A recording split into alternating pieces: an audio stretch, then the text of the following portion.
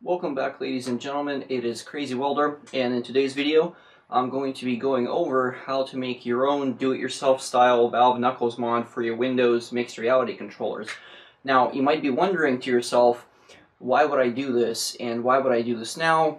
Doesn't this involve potentially modifying my controller beyond repair and things of that nature?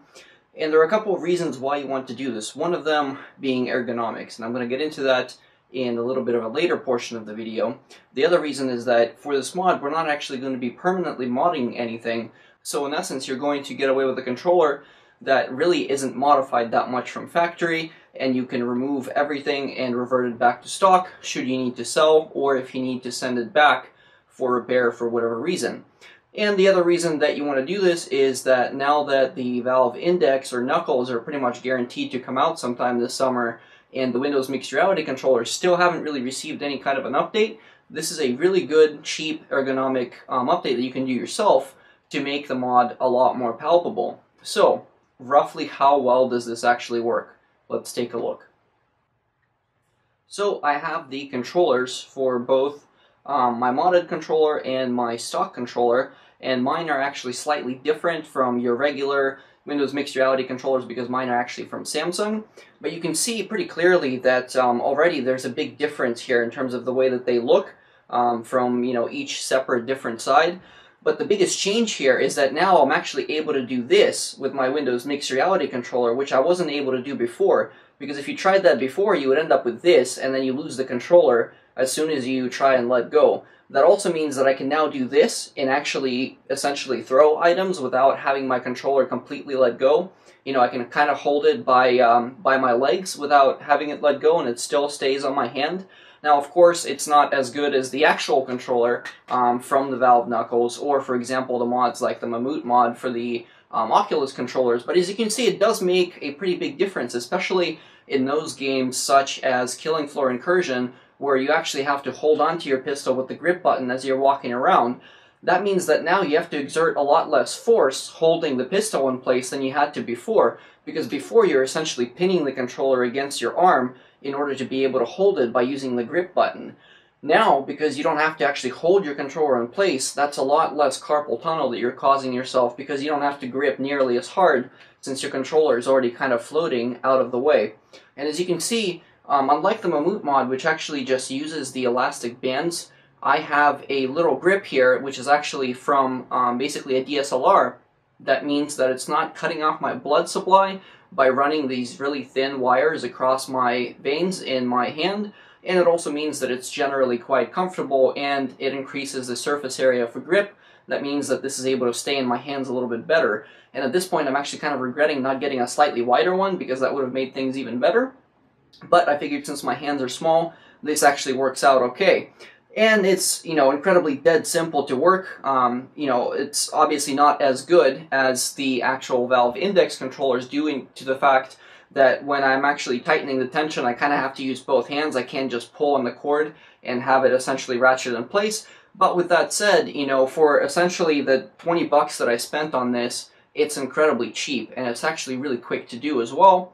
I'm going to get into how to make this shortly here, so you guys can kind of take a look and see just how easy of a process it actually is, and then you can decide for yourselves if it's ultimately a good bet for you.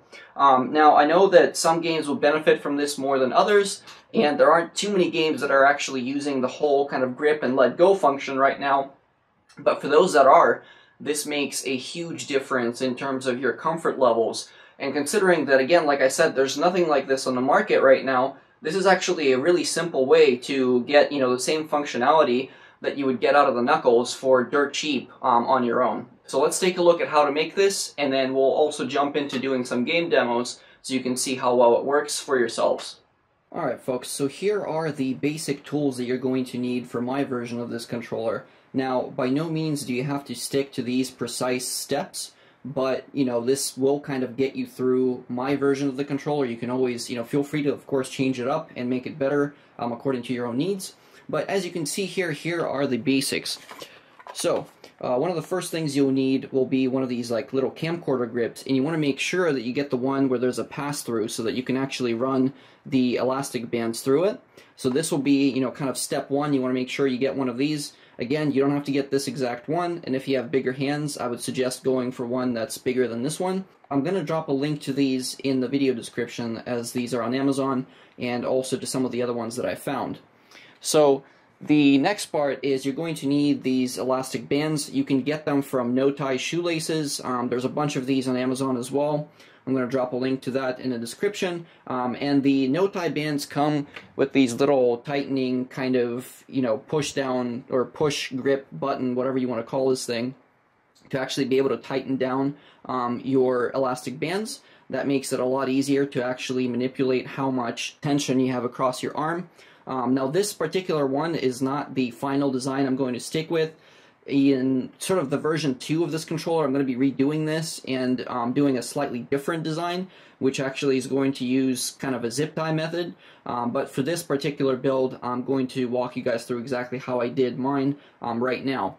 So the next part to this is the 3M VHB tape.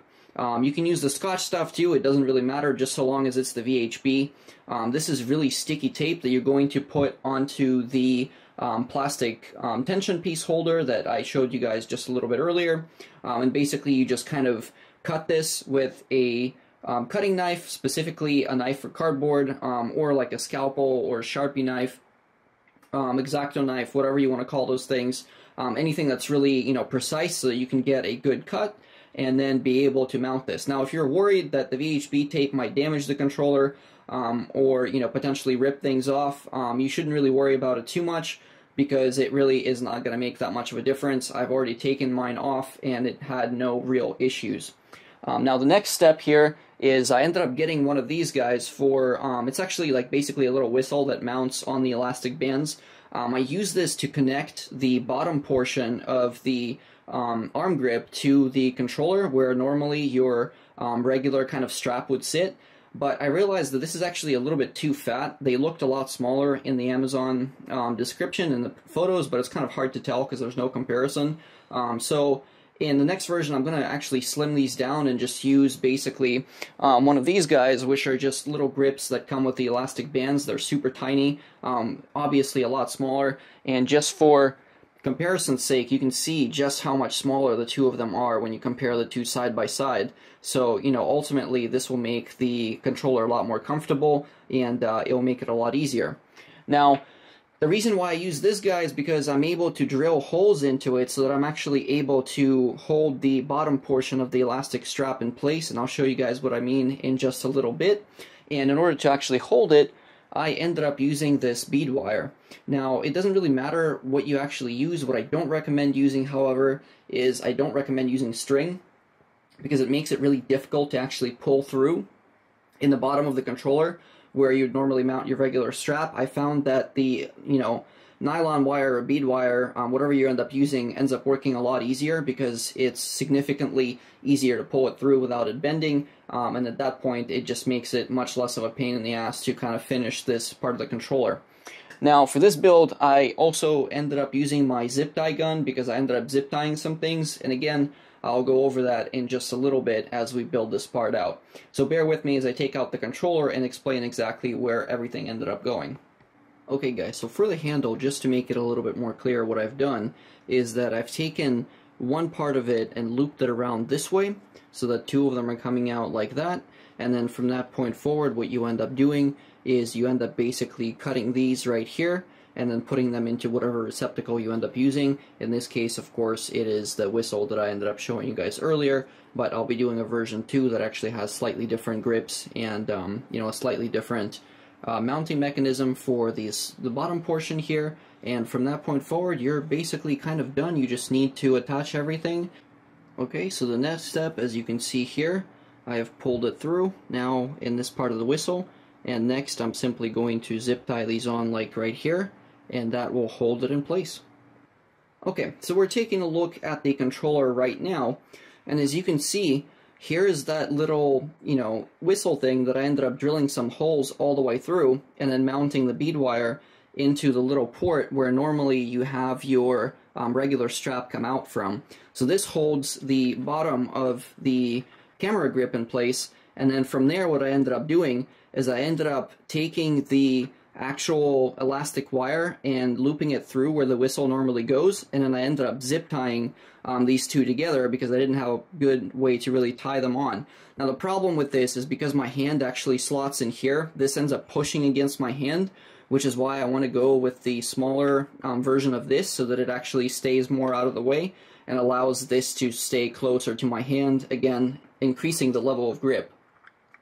Now what you can see here is that I've routed the elastic bands through the opening in here because there's basically a channel here that goes all the way down, and then from there what I've done is I've taken that little tensioning piece, and as you can see there's some VHB down there that mounts it to this sort of flat face on the controller facing that way, and then from there I just pulled through the elastic bands this way, and then as you can see I used the little plastic piece in the very end to tie off the cap, and essentially this allows me to now push down on this to be able to pull the cord or to release it from this angle right here, so that depending on who uses the controller, they're able to adjust the tension by simply holding this button up on top and then pulling the cables through to their desired tension level, which again, you know, just makes this super easy, super easy to build, super easy to put together. Now again, I didn't mention that you need a drill for this, but as I said, now you can, and I actually just broke this off because this elastic, you know, this nylon brand is actually, you know, fairly weak, so I'm going to be looking into getting a better version for that. But, you know, for the most part it works really well, so I'm going to get into doing some game demos now, and if you guys have questions about the build, feel free to let me know. Alright folks, so I've got my controllers now fully modded out, both of them as you can see. So I'm going to go ahead and launch the Killing Floor game. Now unfortunately I haven't been able to really properly get my headset to actually communicate with my capture card, so right now I can't really record too well, so unfortunately the only screen you will see is basically kind of what's behind me, which is not ideal, but hopefully the next time I do this I'll be able to actually show you exactly how all of this works and looks in game. But as you can see, you know, I'm able to get myself into the controllers, and they're hanging on to my hands here. I do have to adjust my hands just ever so slightly to use the triggers, but aside from that it's actually not too bad. So I'm going to go ahead and go into story mode here. Again, very easy to let go. Makes it really nice and simple to hold on to the actual controllers. Let's see, somewhere around here is my gun. Grab that. Ready up. Alright. So got my flashlight out now. Got my gun. And I'm able to let go and still hold it, which is awesome. Still need some adjustment, I think, on the straps and the way that they hold me, but otherwise this is pretty good. Should be able to still grab the knife and ammo. Alright, got some ammo. Got the knife, but I wonder... Oh boy, I think they're coming already. Yep, here we go. Oh, actually, that guy died pretty quick. Let's see, here's one more. And one more as well. Not too bad, actually. Alright.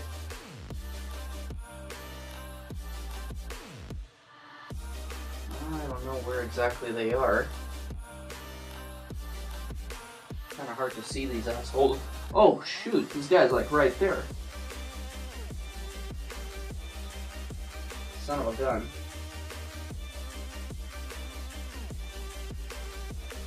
Okay, that takes care of that boy. Oh, one more behind me.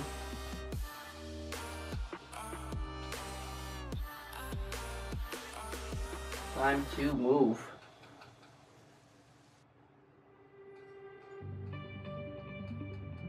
Come on, reload. Oh, not too bad. Oh, great.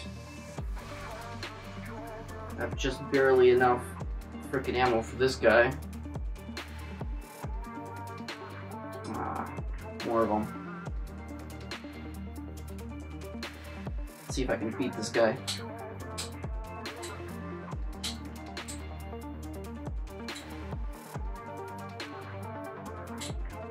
I guess pistol whipping is the way to go. At least when you're completely out of ammo. Don't be an idiot like me and lose all your ammo at the same time. And lose your knife too. Oh great, there's a spider now. Yeah, come here, buddy.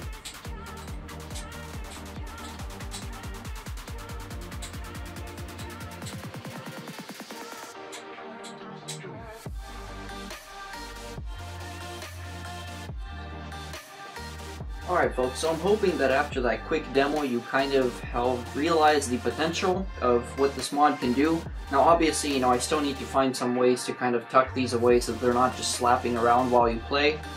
You know, they do make a bit of a noise, which is kind of frustrating, especially, you know, if you have a partner and you're potentially keeping them awake by playing and messing around with this. But, you know, I think all things considered, like, this actually has worked out pretty well. I mean, I really spent about like 10 minutes planning this whole thing out and then just getting the parts, and for its first try it actually works incredibly well. I can already see where I can make improvements, but for the time being, you know, I'm actually able to work with this fairly well. And I think for most people this will, you know, do the job pretty nicely, considering that this is like, you know, a fairly cheap and preliminary way of doing this. And again, for basically 20 bucks you get yourself essentially Knuckles controllers on the go. Now the one downside, as I mentioned before, is that you do have to kind of readjust these a little bit as you're playing, because from time to time, you know, your hands will need to readjust to the triggers.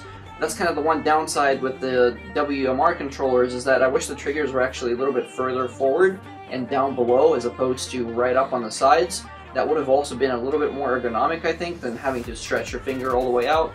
But there's not much that we can really do there, so you kind of have to just accommodate for what's already existing. But, you know, like I said, this works pretty well, and I can't really have any complaints, so hopefully the mod helps you. And if you like this, you know, go ahead and like the video and just subscribe to the channel for more do-it-yourself mods and for more VR content as well. So I'll see you all in the next video.